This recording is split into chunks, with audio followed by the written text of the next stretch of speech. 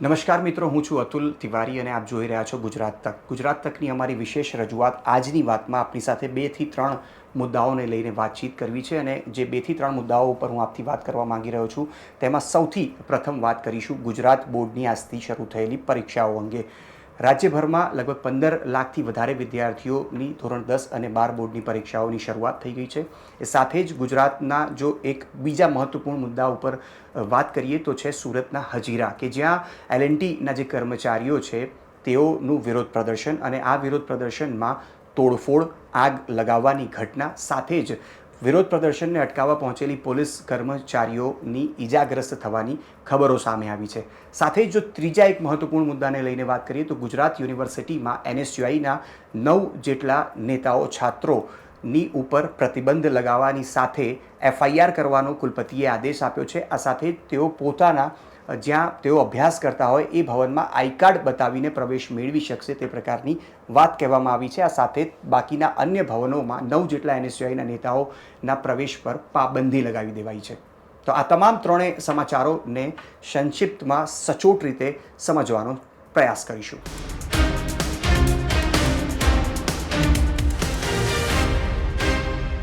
સુરતના હજીરામાં આવેલા એલએનટી પ્લાન્ટની અંદર આજે સવારે જે કર્મચારીઓ છે તેમણે રેલી યોજી અને પડતર માંગણીઓને લઈને વિરોધ પ્રદર્શન કરવામાં આવ્યું. શરૂઆતમાં તો આ વિરોધ પ્રદર્શન અને રેલી ખૂબ જ શાંતિપૂર્ણ હતી, પરંતુ કહેવામાં આવી રહ્યું છે કે જ્યારે આ વિરોધ પ્રદર્શન અને રેલી કંપનીના મુખ્ય દરવાજા પાસે પહોંચી ત્યારે સિક્યોરિટી ગાર્ડ સાથે સામાન્ય વાતચીત થઈ અને વાતચીત બાદ જે શાંતિપૂર્ણ રીતે પ્રદર્શન અને માંગણીઓને લઈને જે વિરોધ ચાલી રહ્યો હતો તેણે ઉગ્ર સ્વરૂપ ધારણ કરી લીધું. જે પ્રકારની ખબરો સામે આવી તે મુજબ હજીરાની અંદર આવેલી આ એલએનટી કર્મચારીઓ લગભગ 5000ની સંખ્યામાં હતા. તેમણે હડતાલનું આયોજન કર્યું અને જોતાની સાથે જ કેટલાક વાહનોની અંદર તોડફોડ કરવામાં આવી, કેટલાક વાહનોને આગ ચંપી કરવામાં આવી અને સાથે જ આ તમામ જ્યારે વિડીયોઝ વાયરલ થયા અને પોલીસને જેવી માહિતી મળી, પોલીસના ધાડે ધાડા હજીરા પહોંચ્યા અને પોલીસ તરફથી ટીયર ગેસના શેલ પણ છોડવામાં આવ્યા. સમગ્ર જે આંદોલન હતું, જે વિરોધ પ્રદર્શન હતું તેને રોકવાનો પ્રયાસ કરવામાં આવ્યો, પરંતુ આ પ્રયાસ દરમિયાન પોલીસ અધિકારીઓ સાથે પોલીસ કર્મચારીઓ ઇજાગ્રસ્ત થયા હોવાની ખબરો પણ સામે આવી છે. જે કર્મચારીઓ છે જે આ વિરોધ પ્રદર્શન રેલી કરી રહ્યા હતા તેમનું કહેવું છે કે કામના કલાકો વધારી દેવામાં આવ્યા છે. તેમની માંગણી હતી કે કામના કલાકો 12ની જગ્યાએ 8 કરવામાં આવે. સાથે તેમને જે પ્રતિ દિવસ જે દૈનિક ભથ્થું આપવામાં આવી રહ્યું છે તેમાં તેમની વધારાની માંગ હતી, પરંતુ લાંબા સમયથી આ પડતર માંગણીઓને લઈને તેમને કોઈ સમાધાન નહોતું મળી રહ્યું. આખરે તેઓએ રેલી યોજીને પોતે વિરોધ પ્રદર્શન કર્યું હતું અને તેમની એક જ વાત હતી કે અમારી જો માંગણી સંતોષી લેવામાં આવે તો જે હડતાલ તેઓ કરી રહ્યા છે તે સમેટી લેશે અને કામ પર પાછા જોડાઈ જશે. પરંતુ તેઓ કામ ઉપર પાછા જોડાય તે પહેલાં જ જે રેલી અને જે પ્રદર્શન હતું તે ઉગ્ર સ્વરૂપ ધારણ કરી લીધું અને આખરે 5000 જેટલા જે એલએનટીના જે કર્મચારીઓ હતા તેઓ દ્વારા તોડફોડ કરવામાં આવી. કેટલાક દ્રશ્યો એવા પણ સામે આવ્યા કે જ્યાં ગાડીઓ પલટી દેવામાં આવી, ગાડીઓમાં તોડફોડ, ગાડીઓના કાચ તોડી દેવામાં આવ્યા, કેટલાક ટુ વ્હીલર્સને નુકસાન પહોંચાડવામાં આવ્યું અને જે પોલીસ કર્મચારીઓ આ આંદોલન અથવા તો આ જે ઉગ્ર વિરોધ પ્રદર્શન ચાલી રહ્યું હતું તેને રોકવા અટકાવવા માટે પહોંચ્યા, તેઓને પણ ઇજાગ્રસ્ત થવાનો વારો આવ્યો છે.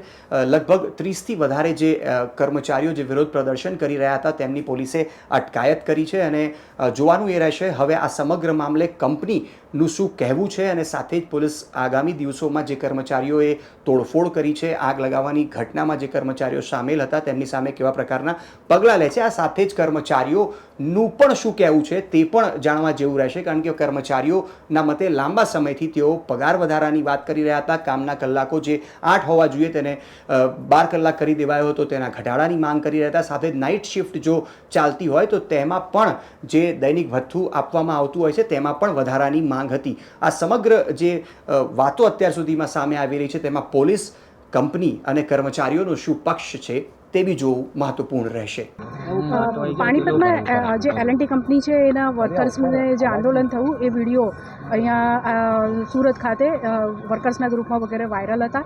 એને લઈને એ લોકો પણ પોતાની માંગણી સંતોષવા માટે સવારે હડતાલ પર બેઠા હતા, જે અંગે પોલીસને જાણ થતાં પોલીસ દ્વારા તાત્કાલિક તેમની સાથે વાતચીત કરીને સમાધાન કરવાનો અને સમજાવવાનો પ્રયત્ન કરેલ. જે દરમિયાન પથ્થરમારો વગેરે ચાલુ થતાં પોલીસ દ્વારા સ્વિફ્ટ એક્શન લઈને જે જવાબ જવાબદારો છે એમની વિરુદ્ધ કાર્યવાહી કરવામાં આવી. હાલ પરિસ્થિતિ શાંત છે, બીજો કોઈ જ ઇસ્યુ નથી. આ આખી કંપની જે છે એની અંદર પોલીસ દ્વારા કોમ્બિંગ કરી લેવામાં આવેલ છે અને જે જવાબદારો છે એમની વિરુદ્ધ એફઆઈઆર નોંધીને આગળની કાયદેસરની કાર્યવાહી કરવાની પોલીસની કાર્યવાહી હાલ ચાલુ છે. मैम कितनी गाड़ी को नुकसान हुआ है यहाँ पे? એનું અત્યારે સર્વે ચાલુ છે. જે ગાડીઓ છે અહીંયા પ્રાઇવેટ જે તે ટાઈમે હતી એમાં આગ લગાવીને પથ્થરમારો ને એવું શરૂ થયું હતું જે તે સમયે. પોલીસ અહીંયા હાજર હતી જેથી ઝડપી એક્શન લેતા વધુ નુકસાન થયેલું નથી. મેડમ ટીયર ગેસના કેટલા સેલ? 70થી વધુ ટીયર ગેસના શેલ પોલીસ દ્વારા છોડવામાં આવેલ છે. આરએસએસનો શતાબ્દી મહોત્સવ ઉજવવાના ઉપલક્ષમાં ગુજરાત યુનિવર્સિટીની અંદર અટલ કલામ સેન્ટરમાં એક પ્રદર્શની લગાવવામાં આવી. આ પ્રદર્શનીની અંદર કેટલાક પ્રદર્શનો મૂકવામાં આવ્યા અને કેટલાક પેપર કટિંગ મૂકવામાં આવ્યા જેમાં ઇતિહાસને દર્શાવવાનો પ્રયાસ કરવામાં આવ્યો. આ જ પ્રયાસને લઈને ગુજરાત યુનિવર્સિટીની અંદર એનએસયુઆઈના કેટલાક નેતાઓ અને છાત્રો પહોંચ્યા અને આ જે પ્રદર્શની લગાવવામાં આવી હતી તેમાં તોડફોડ કરવામાં આવી. હવે આ પ્રદર્શનીની શરૂઆત 16 તારીખે થઈ અને આ તોડફોડ જે એનએસયુઆઈના નેતાઓ તરફથી થઈ તેની શરૂઆત 23મી તારીખે થઈ.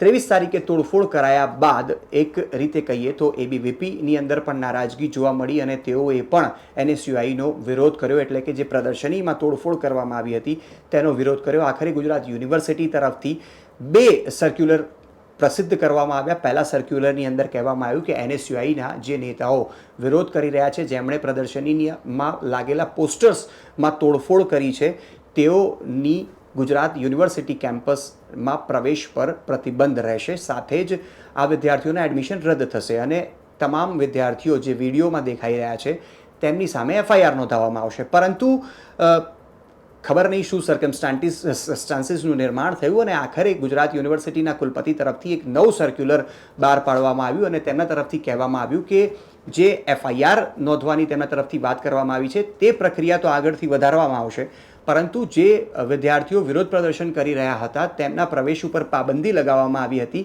તેમાં બદલાવ કરવામાં આવ્યો. બદલાવ શું છે હું આપને એ પણ જણાવું કે યુનિવર્સિટી તરફથી કહેવામાં આવ્યું કે વિદ્યાર્થીઓ જે વિડીયોમાં દેખાઈ રહ્યા છે જેમણે પ્રદર્શનીમાં તોડફોડ કરી તે પોતાના ભવનમાં અભ્યાસ માટે જઈ શકશે, આઈ કાર્ડ બતાવવાનું રહેશે, પરંતુ અન્ય કોઈ પણ ભવનમાં તેઓ પ્રવેશ નહીં કરી શકે. સાથે જ જે એડમિશન રદ કરવાની વાત કરવામાં આવી હતી તેને હાલ પૂરતી કેન્સલ કરવામાં આવી છે અને આ મુદ્દે અમારી કુલપતિ નિર્જા ગુપ્તા સાથે પણ વાત થઈ. તેમનું કહેવું છે કે આ વિદ્યાર્થીઓ પહેલી વખત આ પ્રકારની પ્રવૃત્તિમાં સંડોવાયેલા જોવા મળ્યા. ગુમરાહ આ વિદ્યાર્થીઓ છે, તેમનું ભવિષ્ય ન બગડે એટલા માટે અમે તેમનું એડમિશન હાલ તો રદ નથી કરી રહ્યા.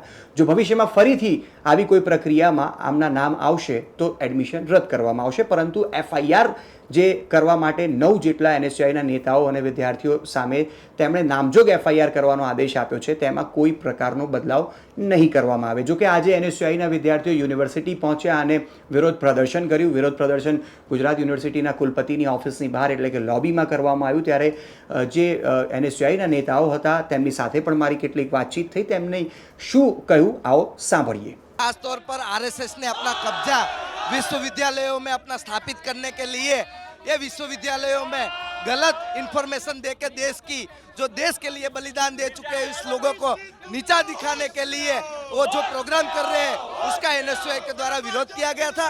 उस विरोध के पगले ये आरएसएस के प्रेशर में आके कहीं ना कहीं कुलपति के द्वारा हमारे एनएसयूआई के आगेवान और विद्यार्थियों को पर सस्पेंड किया गया था.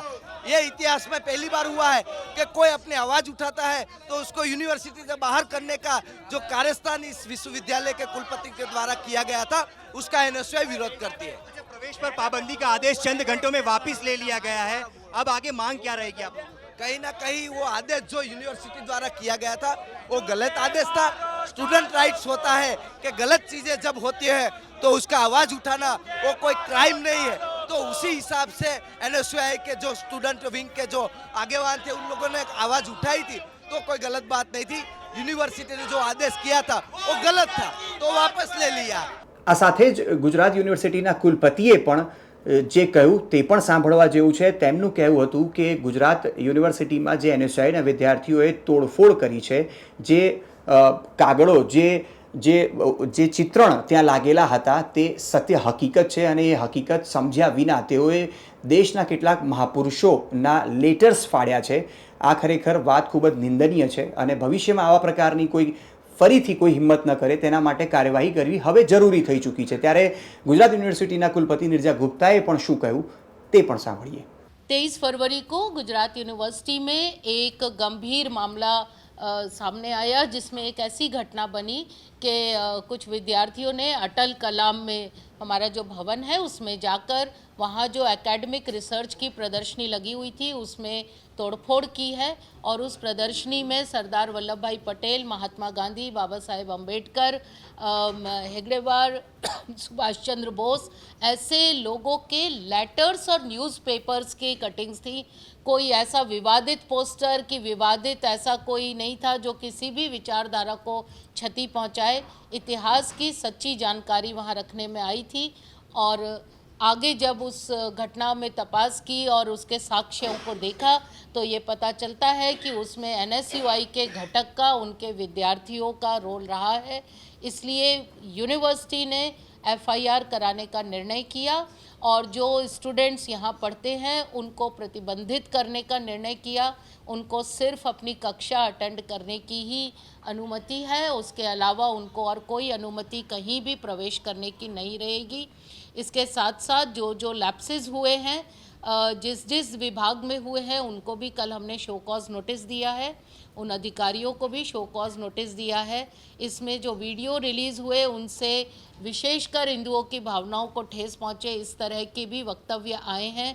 गुजरात यूनिवर्सिटी ऐसे किसी भी प्रयत्न का बहुत सख्ती से इसका वो नोंद लेते हुए ये बात कहती है कि यूनिवर्सिटी ऐसी किसी भी विचारधारा का समर्थन नहीं करती जो देश के महापुरुषों के विरोध में कही गई हो या किसी धर्म के, हिंदुओं के विरोध में कही जाती हो। विद्यार्थियों को FIR लिखने के लिए एक पत्र प्रेषित किया गया था जिसमें उनका प्रवेश भी रद्द किया गया था, लेकिन कल जब फाइनली पूरी तपास की तो ये पाया कि कुछ विद्यार्थी जो इस कैंपस में पढ़ते हैं, शायद वो पहली बार तोड़फोड़ में गुमराह हुए थे।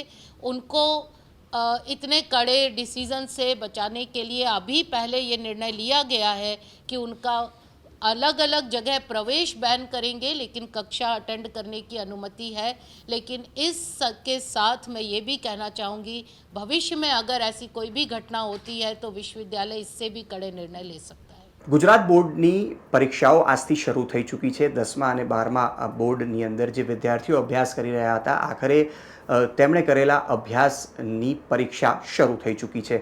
આજે સવારે 10 વાગ્યાથી ધોરણ 10ની પરીક્ષા શરૂ થઈ અને કોમર્સ અને સાયન્સના જે અલગ અલગ વિષયો છે તેની પણ પરીક્ષાની આજથી શરૂઆત થઈ ગઈ છે। ધોરણ 10ની જો વાત કરીએ તો આજે અલગ અલગ વિવિધ ભાષાઓ, પ્રથમ ભાષાની આજે પરીક્ષા હતી। વિદ્યાર્થીઓ આજે 10 વાગે અલગ અલગ પરીક્ષા સેન્ટર્સ ઉપર પહોંચ્યા અને તેમનું મોઢું મીઠું કરાવીને ગુલાબના ફૂલથી તેમનું સ્વાગત પણ કરવામાં આવ્યું। આ સાથે જ જો વાત કરીએ કોમર્સના વિષયની આજે અર્થશાસ્ત્રની પરીક્ષા હતી અને સાથે જ સાયન્સના વિષયની જો વાત કરીએ તો ભૌતિકશાસ્ત્ર એટલે કે ફિઝિક્સના વિષયની પરીક્ષા હતી।